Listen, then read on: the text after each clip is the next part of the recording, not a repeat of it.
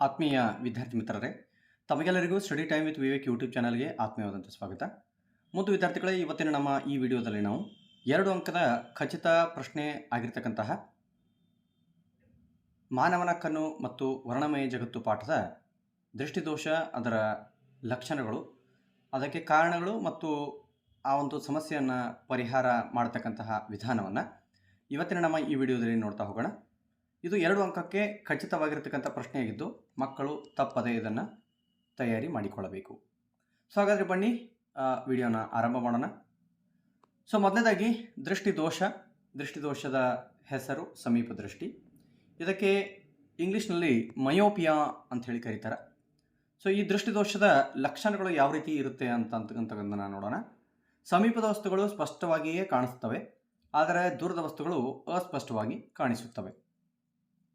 ಇನ್ನೊಂದು ಲಕ್ಷಣ ಏನಂತಂದರೆ ಸಮೀಪ ದೃಷ್ಟಿದು, ಬೆಳಕು ಸಮೀಪ ದೃಷ್ಟಿ ಇರತಕ್ಕಂತಹ ಅಥವಾ ಸಮೀಪ ದೃಷ್ಟಿ ಸಮಸ್ಯೆ ಇರತಕ್ಕಂತಹ ವ್ಯಕ್ತಿಗಳಲ್ಲಿ ಬೆಳಕಿನ ಕೇಂದ್ರೀಕರಣವು ರೆಟಿನಾದ ಮುಂಭಾಗದಲ್ಲಿ ಉಂಟಾಗುತ್ತದೆ. ನೋಡ್ರಿ, 2 ಲಕ್ಷಣಗಳನ್ನು ನೋಡ್ತೀವಿ. ಒಂದನೇದು, ಸಮೀಪದ ವಸ್ತುಗಳು ಸ್ಪಷ್ಟವಾಗಿ ಕಾಣಿಸ್ತವೆ, ಆದರೆ ದೂರದ ವಸ್ತುಗಳು ಅಸ್ಪಷ್ಟವಾಗಿ ಕಾಣಿಸ್ತವೆ. ಮತ್ತು ಇನ್ನೊಂದು, ಸಮೀಪ ದೃಷ್ಟಿ ಸಮಸ್ಯೆ ಇರತಕ್ಕಂತಹ ವ್ಯಕ್ತಿಗಳಲ್ಲಿ ರೆಟಿನಾದ ಮುಂಭಾಗದಲ್ಲಿ ಬೆಳಕು ಕೇಂದ್ರೀಕರಣ ಆಗ್ತದೆ. ಇವೆರಡು ಲಕ್ಷಣಗಳು ಸಮೀಪ ದೃಷ್ಟಿ ಇರತಕ್ಕಂತಹ ವ್ಯಕ್ತಿಯ ಸಮಸ್ಯೆಗಳು, ಅದರ ಲಕ್ಷಣಗಳು. ಸೊ ಈ ಸಮೀಪ ದೃಷ್ಟಿಗೆ ಕಾರಣವನ್ನು ನೋಡೋಣ ಈಗ.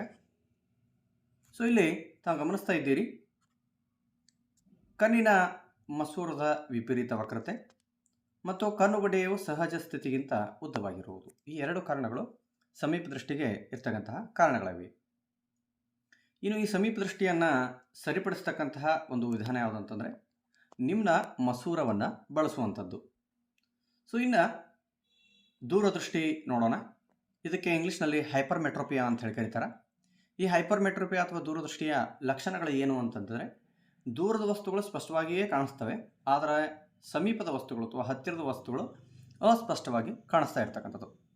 ಮತ್ತು ಇದರ ಜೊತೆಗೆ ಇದರ ಲಕ್ಷಣ ಏನಂತಂದರೆ, ಇದರಲ್ಲಿ ಬೆಳಕಿನ ಕೇಂದ್ರೀಕರಣವು ಕಣ್ಣುಗುಡ್ಡೆಯ ಹಿಂಭಾಗದಲ್ಲಿ ಅಥವಾ ರೆಟಿನಾದ ಹಿಂಭಾಗದಲ್ಲಿ ಉಂಟಾಗುವುದರಿಂದ ಇಲ್ಲಿ ವಸ್ತುವಿನ ಸ್ಪಷ್ಟವಾದ ಪ್ರತಿಬಿಂಬ ಕಾಣಿಸೋದಿಲ್ಲ. ಆದ್ದರಿಂದ ಈ 2 ಲಕ್ಷಣಗಳು ದೂರದೃಷ್ಟಿ ಅಥವಾ ಹೈಪರ್ಮೆಟ್ರೋಪಿಯಾದ ಲಕ್ಷಣಗಳು.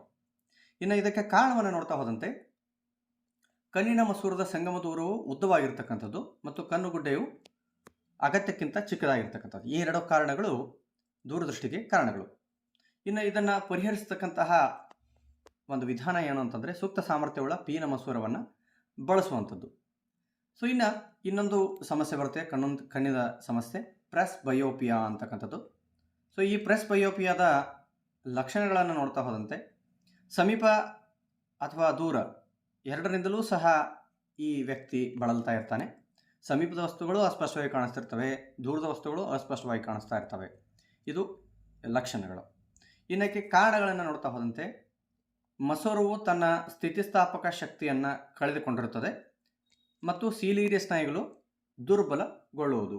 ಈ 2 ಕಾರಣಗಳು ಪ್ರೆಸ್ ಬಯೋಪಿಯಾದ ಕಾರಣಗಳಾಗಿವೆ. ಇನ್ನು ಇದನ್ನು ಸರಿಪಡಿಸಬೇಕಾದ್ರೆ ಪೀನ ಮತ್ತು ನಿಮ್ನ 2 ಮಸೂರಗಳನ್ನು ಅಥವಾ ದ್ವಿಸಂಗಮ ಮಸೂರವನ್ನು ನಾವಿಲ್ಲಿ ಬಳಸಬೇಕಾಗತ್ತೆ. ಸೊ ಹಾಗಾದರೆ ಇಲ್ಲಿ 2 ಅಂಕದ ಈ ಒಂದು ಪ್ರಶ್ನೆ ವಾರ್ಷಿಕ ಪರೀಕ್ಷೆಯಲ್ಲಿ ಬಹಳ ಮಹತ್ವದಾಗಿದೆ. ಸೊ ಇದಕ್ಕೆ ಸಂಬಂಧಪಟ್ಟಂತೆ ಏನು ದೃಷ್ಟಿ ದೋಷ ಇದೆ ಮತ್ತು ಅದನ್ನು ಸರಿಪಡಿಸುವಂತಹ ಒಂದು ಏನು ಮಸೂರ ಇದೆ, ಸೊ ಇದನ್ನು ನೆನಪಿನಲ್ಲಿ ಇಟ್ಟುಕೊಳ್ಬೇಕಾದ್ರೆ ಒಂದು ಸೂತ್ರ ಇದೆ ನಮ್ಮ ಹತ್ರ, ಸ ನಿ ದು ಪಿ ಅನ್ನುವಂಥದ್ದು. ಸ ಅಂತಂದರೆ ಸಮೀಪ ದೃಷ್ಟಿ, ಅದಕ್ಕೆ ನಿಮ್ನ ಮಸೂರವನ್ನು ಬಳಸುತ್ತಾರೆ. ದೂರದೃಷ್ಟಿ, ಅದಕ್ಕೆ ಪೀನ ಮಸೂರವನ್ನು ಬಳಸುತ್ತಾರೆ. ಆದ್ದರಿಂದ ಸ ನಿ ದು ಪಿ ಅನ್ನುವಂತಹ ಒಂದು ಬ್ಲೈಂಡ್ ಮೆಥಡನ್ನು ಉಪಯೋಗ ಮಾಡಿದ್ದೆ ಆದರೆ ನೀವು ಈ ಒಂದು ದೋಷ ಮತ್ತು ಅದಕ್ಕೆ ಪರಿಹಾರವನ್ನು ಬರೀಲಿಕ್ಕೆ ಸಾಧ್ಯ ಇಲ್ಲ. ಸೊ ಮುದ್ದು ಮಕ್ಕಳೇ, ಇದೇ ರೀತಿಯಾಗಿ ವಾರ್ಷಿಕ ಪರೀಕ್ಷೆಯಲ್ಲಿ ಮತ್ತೆ ಯಾವ ರೀತಿಯಾಗಿರ್ತಕ್ಕಂತಹ ಪ್ರಶ್ನೆಗಳನ್ನು ಫಿಕ್ಸ್ ಆಗಿ ಕೇಳಬಹುದು ಅನ್ನುವಂಥದ್ರ ಬಗ್ಗೆ ಮತ್ತೆ ನಾವು ಮುಂದಿನ ವಿಡಿಯೋದಲ್ಲಿ ನೋಡ್ತಾ ಹೋಗೋಣ. ಸೊ ಅಲ್ಲಿವರೆಗೂ ಟೇಕ್ ಕೇರ್, ಬಾಯ್ ಬಾಯ್.